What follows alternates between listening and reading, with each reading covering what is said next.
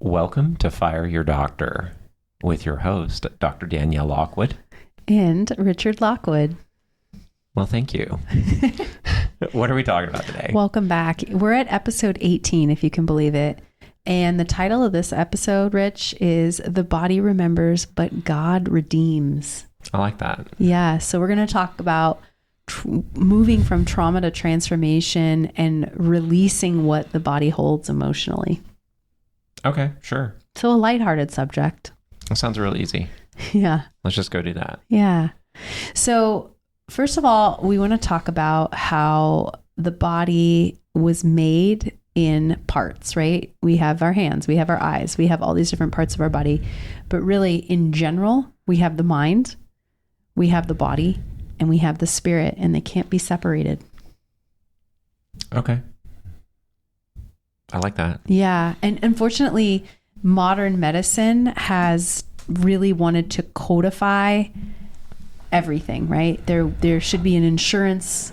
They're called ICD-10 codes. They're insurance codes that, you know, for every ailment they could ever think of to be covered by an insurance, but that's really not how bodies work. So despite what the insurance code implies, we're not divided beings. So when I'm working with a patient, I'm not just, wow, their foot hurts and they hurt that when they fell off of something traumatically, and there's probably no emotions involved in that. Don't look over here. So I can't really see the body as this separate thing. It's very difficult for me at this point to separate all of those things.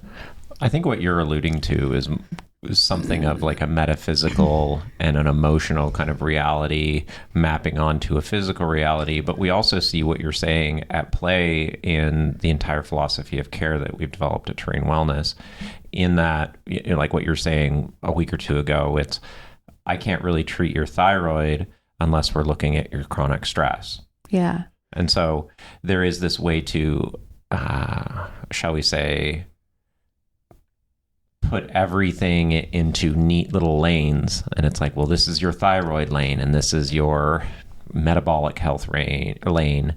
And this is your anxiety lane, and this is your right. depression lane. Where a more correct one would say that your anxiety and depression are, number one, related to your emotional and spiritual reality, but they're also influencing and influenced by your physical health. Absolutely. So those are all going to interplay. Like, I feel anxious because I haven't eaten right today, and now I'm this and now I'm that. And so that's going to create these reinforcing patterns. And that not all of that is going to fit neatly into ICD-10s, although I think they're on like ICD-11 or 12 by now. I don't think so, but oh well. They only update it like every 6 years or something. It's been a while. Either way, they're ICD somethings, and they don't really allow us to describe the integration necessary for somebody to heal. So it's that physical, emotional, and then that final aspect, which would be that spiritual pain that people have, or spiritual separation. Okay. Okay. All right. Well, we got a lot of ground to cover. I'm looking at your notes here, and there's a lot of them. So I, on the other hand, do not have notes. Yes. But, the other thing I want to say is I am recovering from a pretty nasty illness. And so if I'm a little bit more nasally today, I apologize for that. But I think there's something that happens on the other side of illness for me, which is I feel very raw and vulnerable. And so I think it's actually a good space to be in. I also really want to mention that we are in the midst of the wave of grief over the loss of Charlie Kirk right now too, which I think is worth mentioning as we talk about trauma and as we talk about illness. I was staving off this illness, this lovely cold that, you know, my daughter brought home. It was the first couple weeks of school here, and as first graders do. You brought this home though. The sickness started when you got home from your trip to see your family. I don't know. That was the original. I don't know. That one seemed to kind of clear though. This one was a little bit different. Anywho. All right. But I feel like the emotion of dealing with the grief and trauma of somebody being assassinated like that, especially somebody who really speaks with a lot of passion for the youth and passion for what's truth, Christian, biblical worldview. And to just have that publicly happen. I mean, for me, I'm speaking for myself. I felt that grief, and grief, interestingly enough, gets trapped in the lungs. And so really I started to go down right after that happened. It was one thing for my physical body to try to keep up with like staving off an illness, which typically I'm able to do. I mean, I'm around a lot of sick people a lot, and it's very rare that I get really sick. Maybe once a year. Let's pause for a minute. As you're talking about Charlie Kirk, certain members of the audience are going to be like, well, I heard a lot of things about Charlie Kirk, and perhaps some people even very much deeply disagreed with him. This is more than a person being killed. Mm-hmm. This is of an American value that got killed. Mm-hmm. And that American value is, you know what? Can I disagree with somebody without celebrating their death? Mm-hmm. Can I disagree with somebody without wishing harm on that person? Mm-hmm. And even if you really deeply disagreed with Charlie and what he stood for, he was willing to engage with people that he disagreed with and did not wish anything bad on them. That's true. Absolutely. And so he wasn't dancing on somebody's grave. And I think that that's no matter who's ultimately responsible for actually, pulling that trigger, one of the things that's really disappointing and that's just really disappointing is this kind of attitude of celebrating that somebody that a lot of people disagreed with got killed for disagreeing. And so when we talk about cancel culture, it's that's kind of the ultimate cancel culture is I don't like what you said, so I'm happy you're dead. Mm-hmm. And it would be one thing if I'm happy your channel got pulled, or I'm happy your book didn't get published, or I'm happy that, whatever it is. But we're talking about life, and we're talking about something that should have appalled, I think, every American, because anytime I've seen any sort of public display of violence, it's wounding to me. I'm very affected by it. Yeah. I didn't know we were talking this much about Charlie, but yeah, it's honestly, it's been a factor. And just seeing what does this mean for America? Mm-hmm. Does this mean that it's socially acceptable now to celebrate a public figure's death that we disagreed with? And then what does that mean for the future? So does that mean if people that disagree with you should be happy when you die or something bad happens to you? Mm-hmm. And so it's we can really reverse that and say hey, listen, I might disagree with your position, but I still respect the innate humanity that every person is supposed to have. Anyway, I think with a podcast called Fire Your Doctor, we have a lot of things that we disagree with. We're sitting here actually wanting to discuss the nuances of how to make it better. I hope that you feel that from the podcast and from the content that we produce, because we're not coming here complaining. We're saying, here's what we're noting. Here's what's broken. Here's what we've decided we're going to do about that. Well, the other nice thing is, so there's this principle in Christianity called being born again, mm-hmm. right? And it's you're putting off this old way of life and just putting on a new one. And in Christianity, it's this is the supernatural impartation of Christ that allows us to do that. But on a broader spectrum, this is one of the best parts about being a human, is the ability to just put something behind you and just say, you know what, I used to think that. I used to have these ideas. I used to have this belief. I used to have this way of life. Maybe it's an addiction. Maybe it's something. Maybe it's trauma in your past. But there is this way that we humans can cry out to God and just say, I don't want to be this anymore. I want to be something new. Yeah. And just kind of, in a way, it's almost like you're dying to that part of yourself and you're becoming something new. Yeah. Somebody might no longer be an addict. Somebody might no longer be defined by that past that was so painful to them. I think this is actually a perfect segue. I wasn't even trying. I want to reiterate the point I was making. Sure. with the assassination of Charlie Kirk, which was I felt a tremendous amount of grief and sadness for many reasons. Yeah. And I feel I'm such a somatic processor, meaning many times, and my husband can vouch for this, it's difficult for me to express myself with words. And so it's easier for me to feel it in my body. And that is good in some ways. It makes me very empathetic to the people that I'm treating, but it also makes it very difficult to move through things sometimes. And I feel, if I'm honest, that this sickness is part of pushing out some grief. And every time there's grief, your body has an opportunity to remember all the other grief that you've endured throughout your life. It's like your nervous system goes back and goes, I didn't fully clean this out. And old thoughts of old sadness, old betrayal, old feeling out of control starts to come to the surface. And you're processing all of that at the same time as you're sick, blowing your nose and coughing. It's not just this, well, I have a viral infection. Sounds like a box to sit in.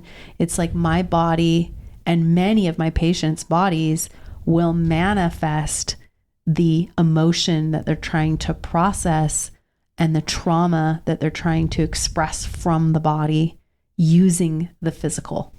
You'll kind of see this also in just specific types of injuries. Like there's this, people that have had hard lives and worked really hard. There's a physical aspect behind, say, like a back injury, like lower back specifically. But there's also kind of almost like a personality structure and a worldview that can kind of go with that, of just like, you know what, I'm just working and every day I'm pushing the same rock up the same hill. Mm-hmm. And just kind of like a feeling of futility that just kind of goes with some of those injuries and some of that stuff. When you're living with trauma, people who are victims of trauma and abuse often walk through life with a deep sense of exposure. Can we talk about that a little bit? Where they feel like they're exposed and vulnerable to attack because they've had that happen to them before in the past. Any thoughts on that? Tons. Okay. Like, what do you want to know? Well, I mean, let's hash this out. There's so much in this episode that I think we have both had our own versions of. And okay. So we're going to let's come up with a semi-generic example of, okay, I feel exposed and vulnerable because I saw, and like maybe you saw your parents go through bankruptcy, loss of career, things like that. Yeah. That led to divorce, parental divorce, abuse, and neglect. Yeah.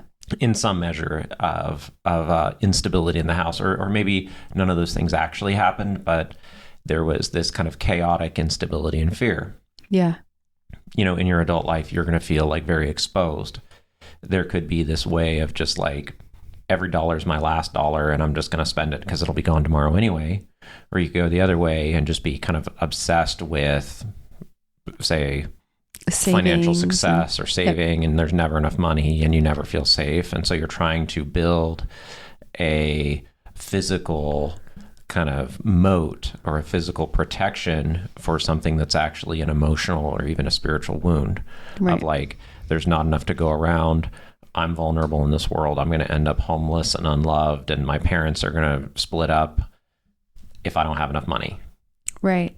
So it's sort of these unconscious ways that our nervous system is then set up to almost have self-fulfilling prophecy in some ways, because it seems as if, and we'll talk about this when we talk about adverse childhood events, that it's really, there's patterns within the trauma that then they set themselves up to repeat very similar relationships in their life, or very similar patterns, or it leads to incredible burnout, right? Okay, sure. There's actually many trauma survivors. There's a segment of, and to your point, Rich, that become incredible entrepreneurs. I think we're two of them. Like yeah. We're pushing up against fear. We're able to find another way around things. It's like, well, if we don't have the money to do that, we're going to build it ourselves. Or if we don't have the money, it's like, what did you say? It's always like, hey, there's always a back window or a back door or a back way to like get into the same place that you need to get into. Sure. But those same people who have endured the trauma that's, you know, again, it's stuck in the body. It is actually a physical response that needs to be released from the body. There's one thing to talk about it. I find that overly talking about certain things tends to actually just make the trauma worse. Like because you're reliving this event over and over every time you talk about it. I think there's a time and a place for that.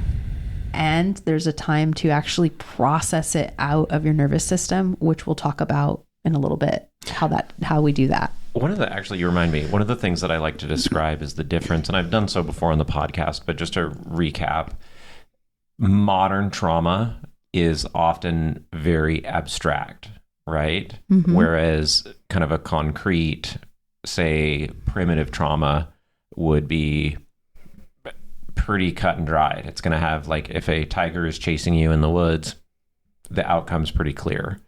And either you evaded, defeated, whatever, you lived over that tiger or you didn't.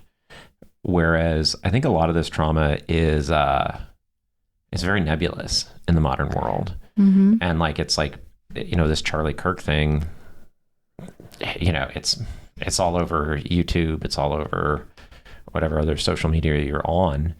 And so it's like every time you open that up, you're kind of like perhaps reliving it or just like experiencing it again in some way. Yeah, that's true. And then there's nothing to do with it really, other than maybe just take it to God. Yeah. But there's nothing to do with it. It's not like you're not really in that situation. Like you're not there. You weren't there. Mm-hmm. And yet we're dealing with the fallout of like almost being there because it's on video, it's on this, it's on that. Mm-hmm. And so anyway, there's just this way that the modern world has some unique ways to concentrate an entire world's worth of trauma. Absolutely. And we're bombarded with it really. And then for me, it's also in that particular case, it's like, I don't want to forget. I don't want to forget that happened, so that what do we do going forward? How do we treat people going forward? How do we react things going forward? How are we bold in what we say going forward? You know, so it's difficult because it's like, right. I want to stay informed. I don't want to forget. I don't want to forget about it. Well, that actually brings up a really interesting point about trauma, is that sometimes this trauma can be like part of our identity. Mm-hmm. It's like, there's times in my life where I'm just like, well, you know what? Nobody knows what I've been through. They haven't been what I've been through. And so it kind of gives me a little bit of edge and kind of a way to like self-soothe. And that can also turn into, at some point, like an unhealthy way of coping, because then it's like, I'm not really ever letting anybody in. And there's other ways that, you know, maybe that trauma unconsciously becomes kind of an excuse for why things don't work out. Absolutely. Or kind of an excuse to like, well, I drink because you don't know what happened to me. And at that point, it's like, well, does that make it okay for me to show up to my wife and my kids as somebody that's, you know, drinking? Yeah. So trauma survivors have shown that they can be incredible entrepreneurs. They can push up against fear, but they're also going to struggle with addiction, emotional numbing, isolation, overeating, you know, any kind of sex addiction, you know, all sorts of stuff can manifest out of that if it's not properly dealt with. Cool. So going into that, adverse childhood events, they're called ACEs. We talk about them in the book. Early trauma can lead to long-term health struggles. And we've got a quote on page 218 of the book. Can you give us a couple of examples of ACEs, or is that in the quote?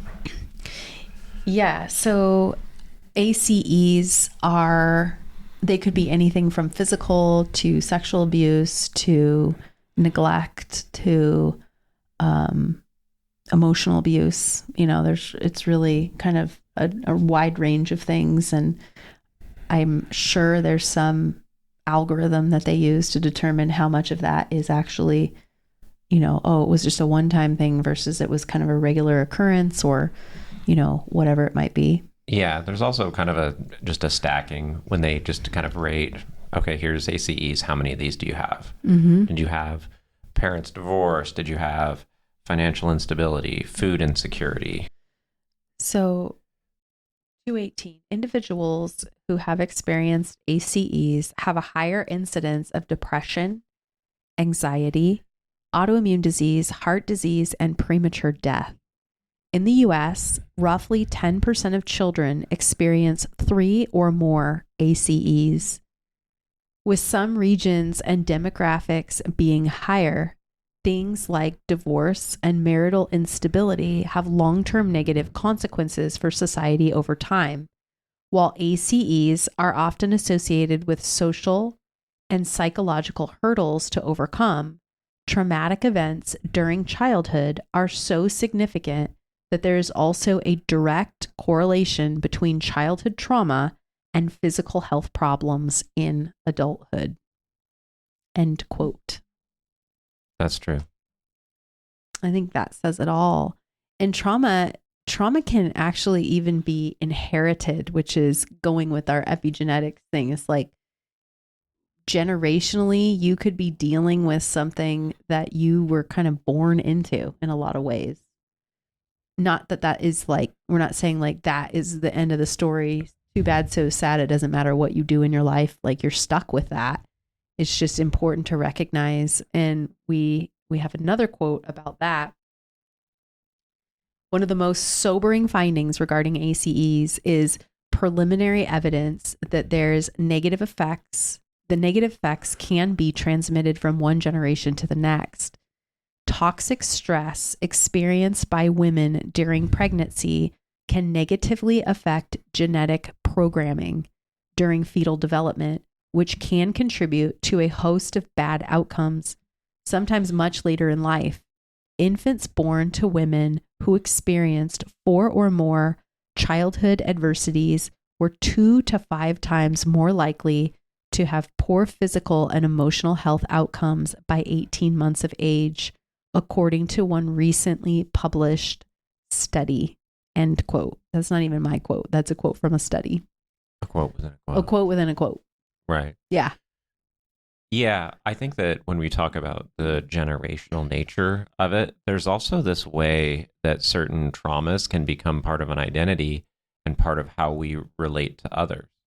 Mm-hmm. For example, to let go of a generational hurdle or a generational struggle might mean feeling ostracized from your culture, from your family, from whatever. An example might be generational poverty, where it's like you kind of grew up in this struggle of a little bit of and sometimes it's unconscious, an us versus them kind of mentality of like, well, us poor people are good and honest, but those people from the nice part of town, they're whatever.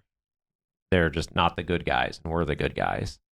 And that can actually create a mentality where we're unconsciously wanting to stay one of the good guys. Because if I do better myself, if I do advance in my career, then all of a sudden my family members, maybe my cousins, people I love, and even a husband or wife could be like, well, you changed. We grew up this way. This is who we are. And now you're trying to be one of those, kind of like whatever is your out group. Absolutely.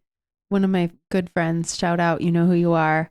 We used to talk about all the time how difficult it is. We're wired to be part of the tribe. This is how we're wired. We're wired to survive. And part of survival is getting along with other tribal members, AKA that family or that culture that we were born into. So it's very difficult to unwire that.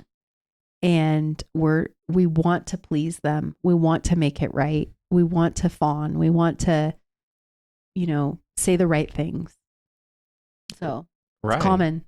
Right. And that'd be a tough thing to realize, well, hey, wait a minute, the successful, whoever they are, like the lawyers or the dentists or, the doctor that lives down the road and, they always got the new car, they always got whatever.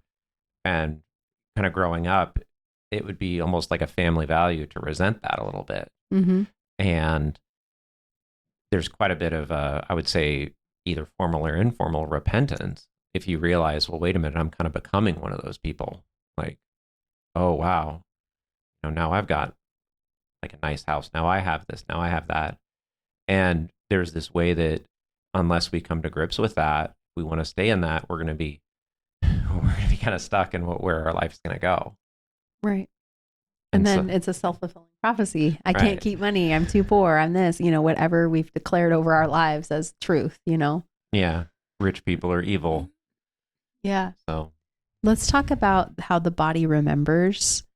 Dr. Bessel van der Kolk's work on trauma, he wrote a book called The Body Keeps the Score. We talk about it in our book.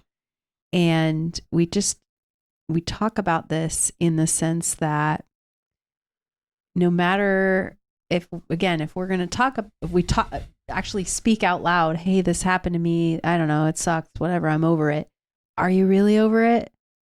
Are you really over it? Because the body still hasn't gotten to process it. There's so many times where I'm working with a patient and they'll tell me, well, I've already dealt with that. Yeah, I forgave them. And I go, okay, well, let's just check on your nervous system and make sure that's not what this is coming from. And then wouldn't you know, it's still in there and it needs to be cleared, because I think it's our invitation to make sure that we really forgave, or that we really did what we needed to do in order to move past whatever that trauma was. So Very common. It's very, very common. So in the book, The Body Keeps the Score, which is, I'm not going to lie, a very difficult book to read. I had to read it like one chapter at a time and like process it. And there were times I read that chapter and just wept, because this is a physician who, he's a psychologist, and he, listened and witnessed for many people with some pretty intense trauma and helped them walk through how it was stored in the body and how to release it. And it's an incredible book, but it is very difficult, but it really drives home the point of what I'm saying is processing emotions and trauma is not just in your head, that there is these other aspects that must be addressed in order to achieve freedom, really. Freedom in your mind and freedom in your spirit and freedom in your body. Let's get a little bit more concrete for people. I feel like this is great theory, but it's like, well, talking about my trauma isn't dealing with my trauma. Drinking alcohol to deal with my trauma isn't dealing with my trauma. And you're like, unless you really process it. So one of the ways that I kind of accessed this material was this concept called a rig. And then what's the other one? It escapes me. But a rig, let's start with rigs. So that's a representation in the mind that has been internalized and then generalized, right? And so these rigs are like these psychological constructs that we have for understanding a situation. One of the ways to break free of that rig, and then so you felt, you didn't have enough money, that not having enough money, parents were fighting all the time. There were kind of like kids maybe at your school or your church, and they just had these happy parents that were successful and their lives were perfect. And so there was kind of this resentment of those people that had it, and kind of maybe somebody that had financial success was rude to you or something like that. And then all of this kind of became balled together and kind of glued into the psyche or into the framework of your mind with this emotional energy, right? So we have the representation and everything. And now you're kind of, maybe you're on the cusp of graduating your last class to graduate college and start this bright new career. Maybe you just got married and it's like, hey, wow, maybe you do have money now, but your life is kind of falling apart because you still have this rig from when you were a child that money is something that's just not for you, and that the people that had the money are the bad guys. And I'm picking kind of an easier example because this can get really personal. But with that rig, what you'd be attempting to do in actually processing this is if you can start teasing apart these things, then you can start to challenge that rig and lower its kind of authority in your mind. How you might do that is, I'm going to make friends with somebody that is outside of my kind of social norm. Make friends with somebody that is financially successful, and I'm going to allow myself to be open to have a good experience with those kinds of people. Mm-hmm. I'm going to make friends with somebody that doesn't have a lot of money, but their family is just so close and so beautiful and so happy, even though they don't have money, you know? Yeah. And I'm going to just really also just kind of feel the feelings, just feel the grief, and just kind of mourn that it's like, well, hey, okay, so out in my world, I've got friends, and you know what? They're kind of scraping it together. Husband and wife, they love each other, they love their kids, and they're doing really well. And God's providing, such as it is, and it's modest. There's other people they're wealthy, and they're kind of put together that way. And they're also some of the most generous people, most honest, and like hardworking people that you'll ever meet in your life. Yes. And so these are ways that I could start to challenge that rig that's been just represented in my mind. Yeah, that's a really good example. So we can put that into what my wife, Dr. Lockwood, is doing in clinic. Some of these things like muscle testing, I almost feel like it's a way to kind of challenge rigs, because she'll be just kind of like listing off things that might be kind of triggers for you, while she's kind of like, oh, press up on your arm, do this, hold this supplement in your hand while you press up on your arm. And it's kind of like forcing you to like think about these things in ways that are different and maybe slightly uncomfortable, and kind of push you off balance a little bit. For example, you might even adopt a certain posture.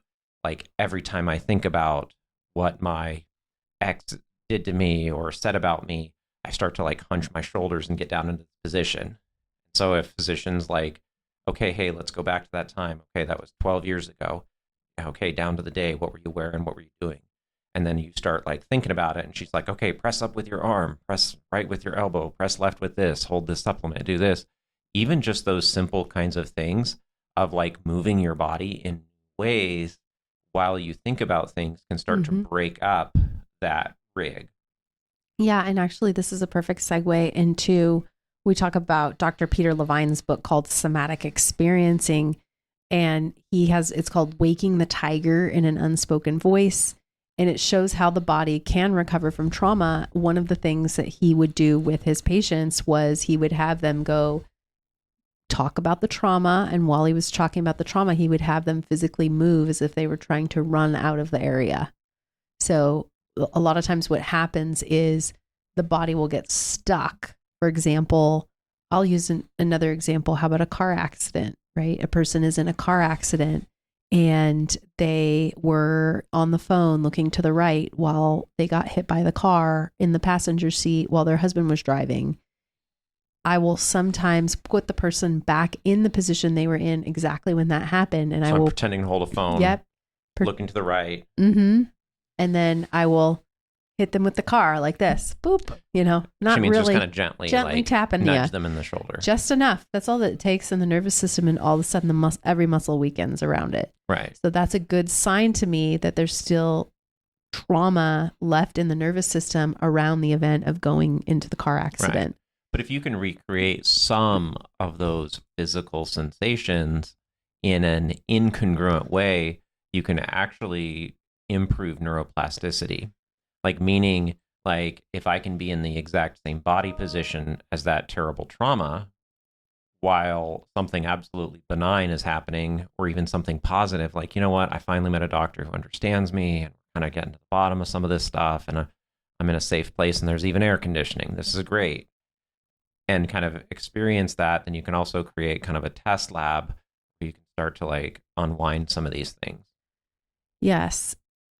In nature, let's talk about it. If a gazelle is running from a lion, for example, really they'll kind of do that little leap hop with their gazelle legs. Yeah. By the way, I think you all should know that my husband has very gazelle legs. I'm telling you, his legs did not are so long. And if I'm running, like if we're running, like we'll run on the treadmill next to each other. It's 2 of my strides to get 1 of his strides, like double the work to get to the gazelle. I'm just telling you. So Well, now you got me. What are you gonna do? he's got fast legs. I think you've got a rig around this. Oh no, but we're on the treadmill. You're not actually ever losing. I'm never losing. I'm always in the same pace. Yeah. So going back over here, so we've got this gazelle. It's running from the lion. It has 2 choices. It has freeze, stay still, or collapse and play dead. Those are its choices. So it's Would be collapse would be like play dead. freeze. Okay, whatever. Okay, Yeah. So freeze, in place, don't move. It could run. Actually, 3. Yeah. It could run. It could freeze. It could collapse and play dead. Yes. The main thing to know is in nature, playing dead is the body's survival tactic when the danger is overwhelming. Okay. So I say that because there might be victims of abuse of any nature, and they have trauma set in their body. I should have done something. I should have moved. I should have ran. I just laid there. I should have fought. I should have fought, whatever it was. But in nature, what they've seen is the overwhelming body response when the danger is beyond comparison is collapse, play dead, lay there, do nothing. It's a natural response in the nervous system. And it has been shown to be the one that works the best to get the perpetrator to leave you alone. Yeah, if you have zero chance of success at all. Yeah, the perpetrator in this case being the lion, not an actual human, right? It But kind of works. could be a human Yeah, if you couldn't get out. So that being said, the difference between a human and the way that a gazelle would handle it is a gazelle would get up, start shaking uncontrollably. So it would shake its whole body. Here, let's pause. Yes. Traumatic event. The gazelle ends up absolutely cornered and has no capability of outrunning the attack. Yep. Plays dead, ragdoll. Yep. Somehow lives over it. Yep. Lion or whatever gets distracted. 15 minutes later, Yep. the gazelle or, there's a lot of animals that do, like a possum. Possum, playing possum is like playing dead. And you'll see this a lot with like prey instincts as well. But whatever the animal, go on. It gets up and what does it do? It gets up and it starts shaking. They've seen this phenomenon and it starts almost fake running with its hooves. Okay, so shaking and fake running. Like this is what I should have done. This like is your what my dog body. when it's sleeping. You ever seen a dog like dream? Yes, it's kind of like that, Yeah. except it actually physically gets up and does this, Huh. and it shakes, and then its little like hooves move, and then it's after a couple minutes of doing that, it goes on with its life, no problem, moving on. So it's almost acting out all of the different options that would have been on the table. Mm-hmm. So it's like the gazelle in reality froze and played dead Mm-hmm. and just ragdolled and live over it. Mm-hmm. And then when it gets up, it acts out some combination of either running or fighting Correct.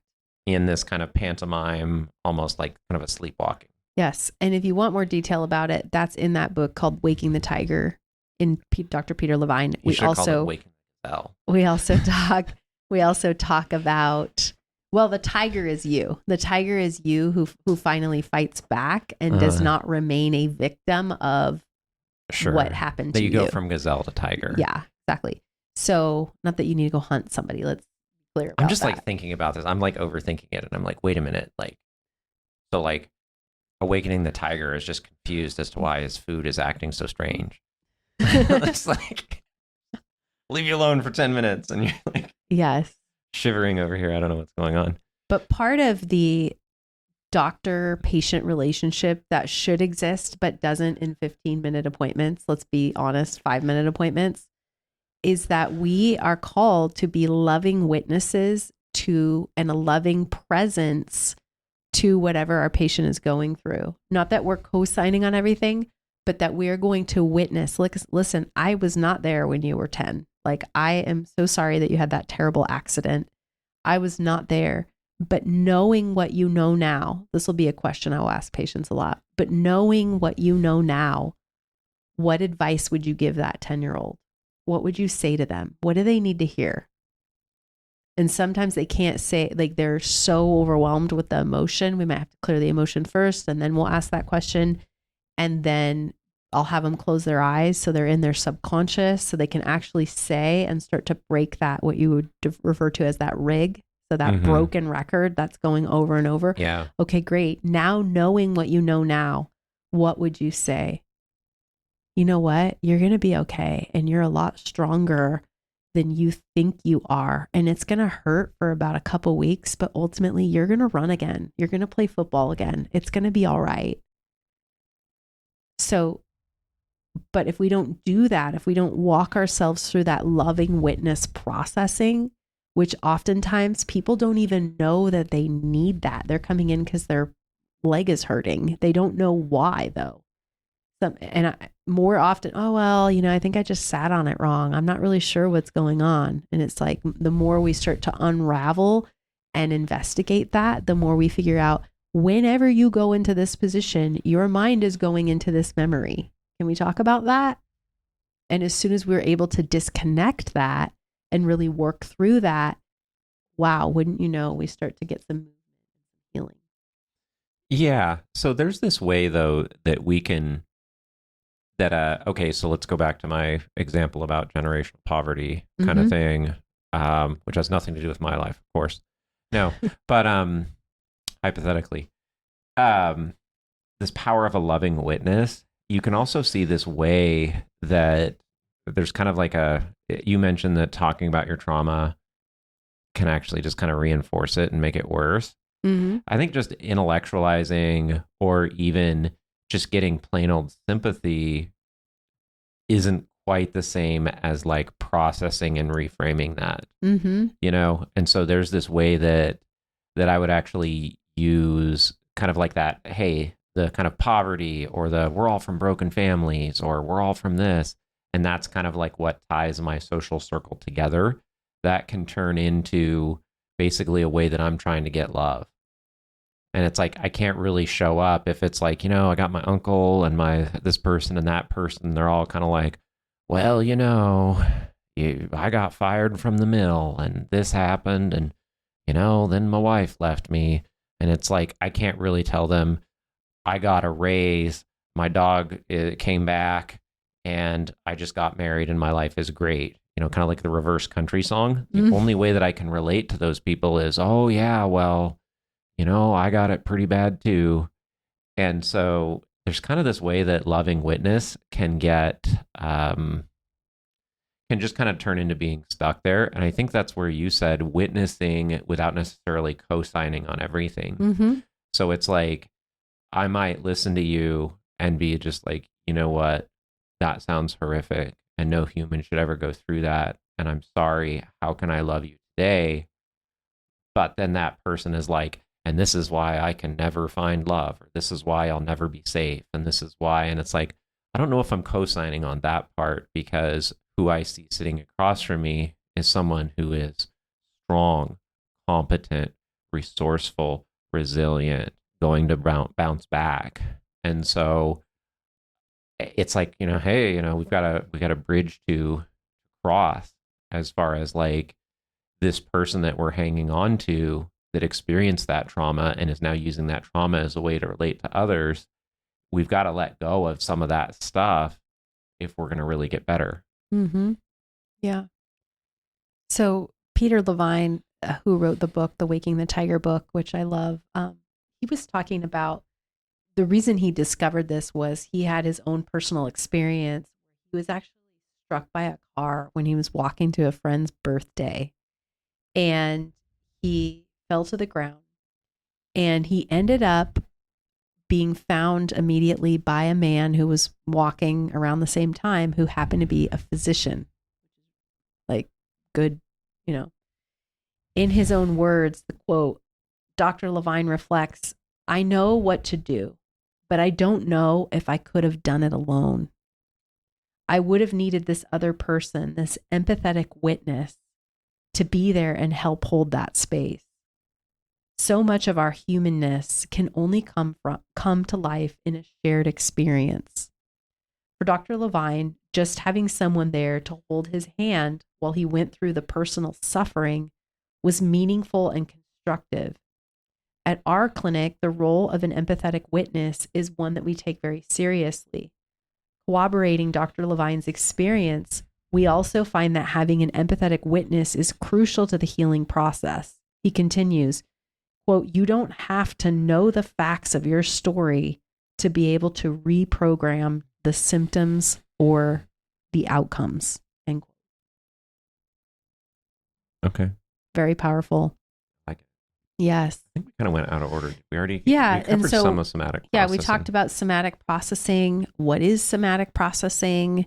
Well, somatic processing is we can verbally process something, or we can process something through our body / our nervous system. So it's where we feel something Yeah. and there's an emotion attached to it. Right. That is somatic processing. And we'll reiterate how the nervous system holds unprocessed trauma until it's safe to release it.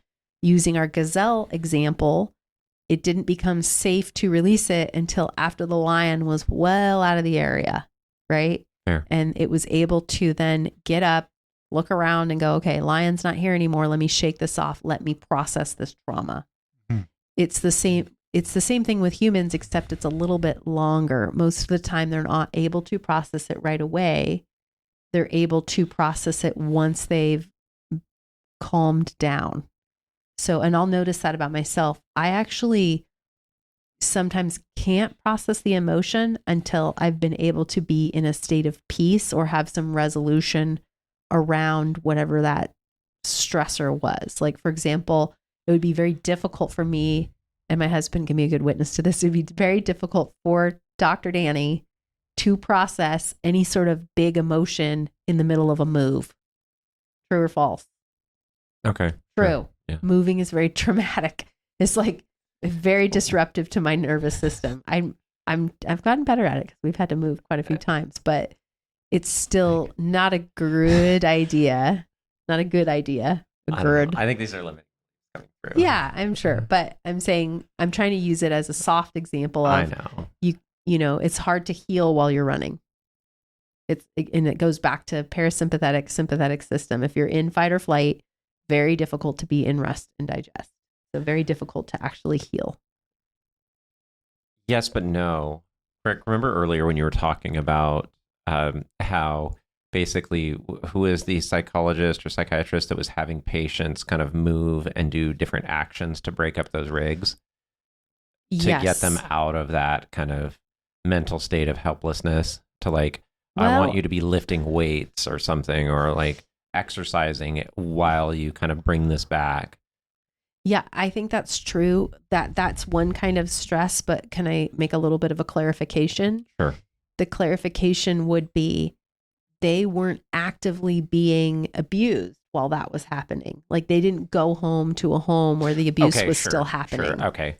I'm experiencing physical activity in a safe environment, and I'm kind of processing this mental stuff while my body has some way to take an action to kind of flush. Yep. Yeah. Or I'm just simply experiencing these emotions and thoughts in an unfamiliar setting, and now my brain's kind of reprogramming it. Yes. Fair. So, yeah, I practice something called NET, neuroemotional technique, NET mind body, if you want to look it up on a website. It's a pathway to reprogram the body without re-traumatizing it. So I will often tell patients, sometimes they don't want to say out loud the thing that is going through their head that they recall. I'll just say, hey, think about it in your mind. You don't have to say it out loud. We don't need the details. I'm not a therapist. I'm not a counselor. I'm really just trying to figure out in your nervous system where this might be hiding and give your nervous system a safe signal. So that's basically what NET is. We can recall things in our mind without actually experiencing that physical thing. So I will give you an example that NET uses a lot. Everybody close your eyes as long as you're not driving or doing something where you need to keep your eyes open. Visualize a lemon squeezing. most of the time when we do that, we're going to have our mouths water a little bit. We're going to like make a little sour face. We're going to remember that it is sour, right? We don't have a lemon. Maybe somebody is actually cutting a lemon right now. How does she know? And if that's the case, leave a comment. I'd like to know if that's happening. But if not, then then we'll, you're going to recall that a lemon is sour and you're going to taste it. Okay, now take a big bite of that lemon. If you were to imagine that, ooh, everybody would make that face. So we have the ability to recall things through our minds. It's very unique to humans. It's not as unique to animals. Animals don't tend to remember things that happened 10 years ago. They just don't. It's hard for them to remember what happened 10 minutes ago. I think there's a way that they're encoded like instinctually. Sure. I think that's that process of the gazelle shaking out. Totally. It might not consciously think about tigers, but it's almost like rehearsing woulda, coulda, shoulda, how could I have done that better? In And some encoding ways. that. I think so. Yeah. I think that's true. Kind of like the Pavlov dog that will start salivating when you ring the bell. Yes, it will. Yes, some things are connected, but that is connected more to that instinctual survival brain, that reptilian brain, and less to that emotional mammalian brain. Mammals can do that. Lizards can't really do that very well. Okay. Please help us if you're a veterinarian, if that's true. But I would say it is a mammalian feature to be able to recall things, even in your example about the Pavlov. I think humans, however, have a deeper recall of memories. And typically, we're not going to remember a memory unless there is an emotion attached to it, unless you are in that percentage of people, which I don't know what that percentage is, that they cannot forget anything. Like they have an actual neurological ability to recall what happened on any given day or time, like a Rain Man type of thing. So if that's the case, then through neuroemotional technique, there's another technique that psychologists will use sometimes called EMDR. That's the one that I was more familiar with. There's something called emotional freedom technique, which is a tapping where you'll tap it out of the nervous system. Either way, these are physical ways to assess in the nervous system where something might be trapped to help break that rig that you're talking about. Yeah. So like the idea is your body and your brain are looking for patterns and positive correlations. And like you can see this happen in your relationship, like even stuff that my wife and I've dealt with in relationship where it's like, oh, when somebody does this, it means they're about to do this. The next thing you know, it's like, all right, we're going into argument mode. And it's like, well, we don't have to. We don't have to. Like that's a pattern that maybe she or I or both of us kind of witnessed, but we can also start interrupting those patterns. And like now all of a sudden I can start conditioning myself to just respond with, I need to slow down. Maybe I need to be not angry, but curious. What is going on here? Why is this happening? And so I think one of the biggest things that we can do, we can't process this for you, but what we can do is start kind of leaving little breadcrumbs for your mind and your own soul to kind of sort these things out. So it's kind of like if I have a computer and it has like a math problem or some kind of bit of code that it has to do, and all of a sudden I put something in it that doesn't make sense, like 2 + 2 is 5, and it's like, no, 2 + 2 is supposed to be 4. And it's like, well, wait a minute, if I'm getting this wrong result out of this, like all of a sudden somebody's tapping me on the shoulder and pushing me and I'm in a comfortable air-conditioned office around, maybe somebody that I care about, that's a lot different than actually experiencing that real car accident. So now all of a sudden your body has this kind of like does not compute, and that's going to force your mind and your kind of soul to just start deleting some of those old codes or refactoring them in a way of just like, wait a minute, how do I make this make sense to the new reality? You know what I find interesting? I agree with what you just said, by the way. It was all really super good summary of what we talked about. But what I wanted to say, that bringing kind of the spiritual aspect in a little bit more, is while I'm in sessions with people and we're going through neuroemotional technique, one of the options that I now offer the body is prayer. And it's been incredible, actually. The sometimes all the body wants is prayer. And we will literally just pray right then and there. And all of a sudden, all the muscles will start locking. It clears it. So it is a mechanism for healing. Yeah. I think there's this way that, okay, just go with me for a second. I have some members of this audience very traditional Christian. I have other members that are kind of just into, I would say, just generic or kind of like pantheistic spirituality, what a Christian would call New Age. Or Judeo. Judeo-Christian, cultural Christian, Yeah. Mm-hmm. and everything in between. Yeah. And so like one of the things that you'll see in kind of like New Age is, well, I'm going to manifest this, or I'm just going to kind of think this, and I'm just going to just kind of empower this whole thing into being.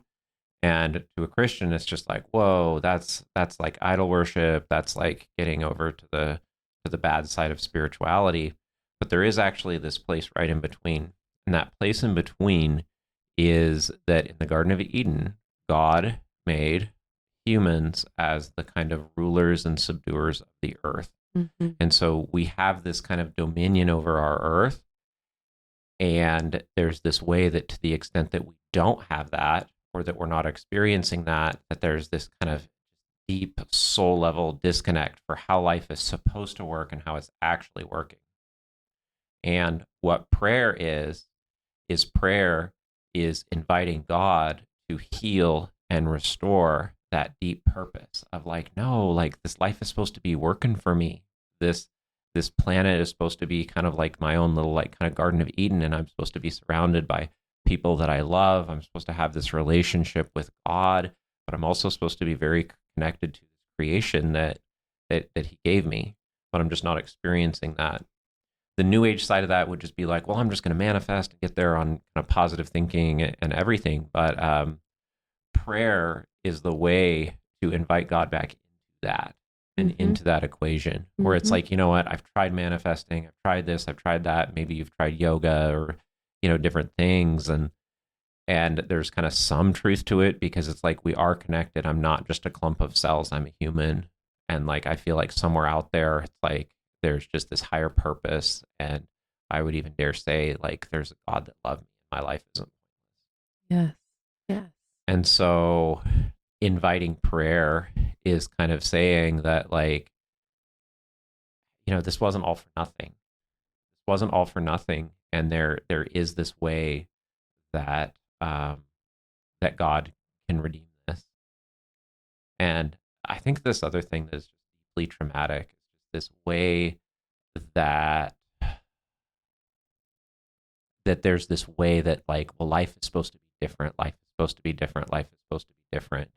And it's almost like embedded in all of us is this core kind of feeling or emotion that we have been kind of disconnected from that paradise, that Garden of Eden, where just like, just things just kind of work.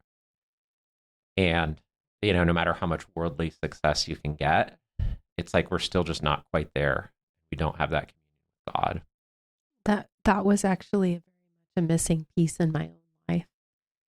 And I have been in therapy on and off since I was in 6th grade and have gone through lots of therapy and lots of self-help and have read lots of books and have had lots of the counseling.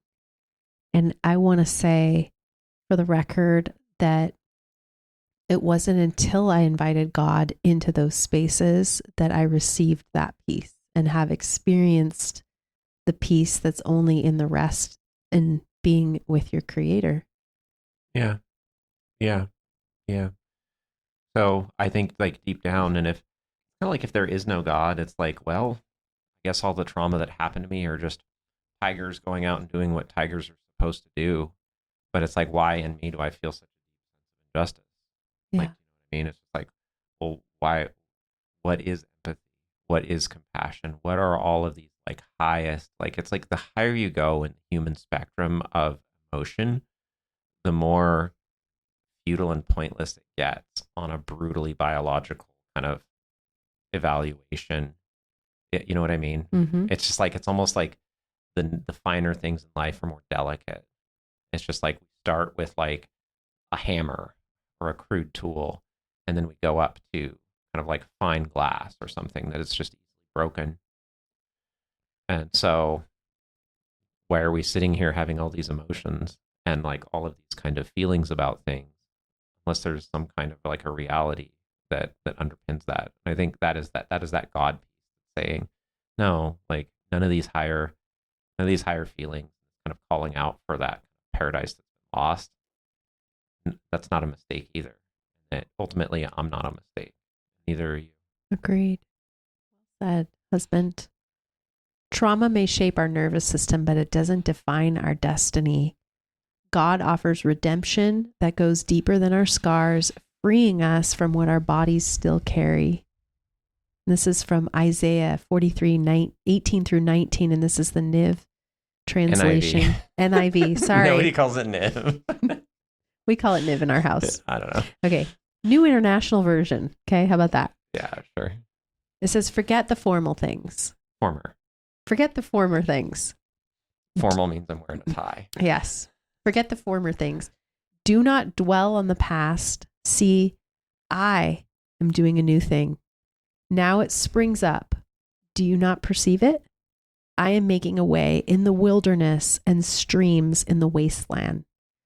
And for those of you who don't know, Isaiah was a prophet in the Old Testament. So even well before the New Testament. And he was bringing down the words of God. So this is actually God in this moment talking to his people and saying, forget the past. This is not where I need you to dwell because I'm doing a new thing. And this is a repeated theme throughout the Bible, which I find really encouraging, which is we know your brokenness. We know that it's there. And we're doing a new thing. Well, and also like, I think the desert that he's going through, this wasteland, there's this way that kind of like getting out of wherever you're at. If you don't want to be there anymore, there's going to be this period where it's going to get worse. Mm-hmm. Kind of like if you're in the job that you hate, in a relationship that's killing you, in all of these things, it's like, yeah, you know what? You might be sleeping on your mom's couch for a couple weeks or a time. And so it's like your external life will get worse. It's like if you have an addiction, you're going to go through withdrawals. You're going to have all of the things that we've been avoiding as humans kind of crashing back in double. Mm-hmm. And so there is going to be this wasteland, but part of faith in God is just saying that, hey, you know what? I'm going to go through this wasteland and I'm praying, I'm hoping, and I'm having faith in God that somehow there's going to be those streams in the wasteland. There's going to be nourishment and protection for me in that incredibly vulnerable place. And on the other side, there's going to be something better. Yes. So when we allow God's presence to meet us in mind, body, and spirit, even our deepest wounds can become places of renewal and transformation. That's true. Amen. Amen. For that. All right. Well, thanks. Thank you so much for joining us. We will see you on the next episode of Fire Your Doctor. Have a good day.